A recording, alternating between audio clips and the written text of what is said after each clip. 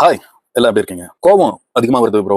பையன் இப்படி கோவப்படுறான், பொண்ணு இப்ப கோவப்படுறா, எங்க அப்பா இப்படி கோவப்பட்டுட்டு இருக்காரு. இப்படி அப்படின்னு ஏதாவது ஒண்ணு உங்க பாய் ஃப்ரெண்டு, வீட்டுக்காரர் இப்படி யாராவது ரொம்ப கோவக்காரங்களா இருப்பாங்க.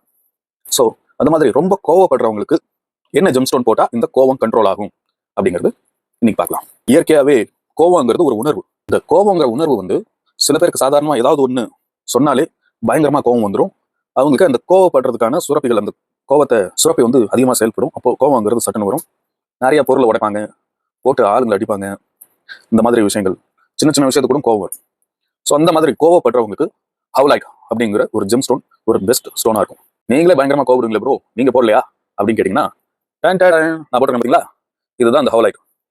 இந்த ஹவுலைட் போடுறதுக்கு முன்னாடி நிறைய ஒரு லேப்டாப் உடைச்சிருக்கேன், ஒரு 2-3 ஃபோன் உடைச்சிருக்கேன், அப்புறம் ஒரு வாஷிங் மிஷின் உடைச்சிருக்கேன். கண்ணம்லாம் எவன் கிடைச்சாலும் அடிப்பேன். யாரு என்ன, அவன் ஹேண்டிகேப்டு, சின்ன குழந்தை, சின்ன பையன், பெரிய ஆளு, பார்க்கவே மாட்டேன். அதெல்லாம் என் மைண்டுக்கு வரவே வராது. என்ன கோவப்படுத்திட்டாங்க அப்படின்னா அடிதான், போட்டு பொழந்து எடுத்திருக்கேன்.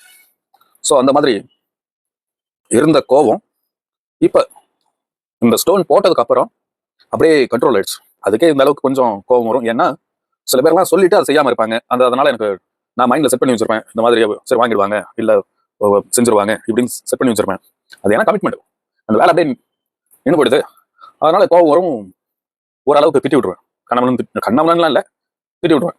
இது வந்து இயற்கையா என்னுடைய ராசிக்கு அப்படி. அதாவது மத்த கோபம் இருக்கு இல்லையா, ஒரு சாதாரண ஜென்ரல் கோவம், ஜென்ரலா அதிகமா கோவம் வருது, அனாவசியமா கோவம் வருது, அந்த மாதிரி இருக்கிற.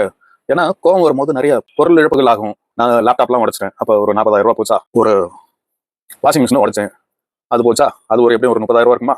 இந்த மாதிரி பொருட்கள் சேதம் ஆகுறத ஸ்டோன் போட்டதுக்கு அப்புறம் பொருட்களை அடிச்சு உடைக்கிறது, தூக்கி போடுறது அப்படிங்கிறது கம்மியாயிடுச்சு.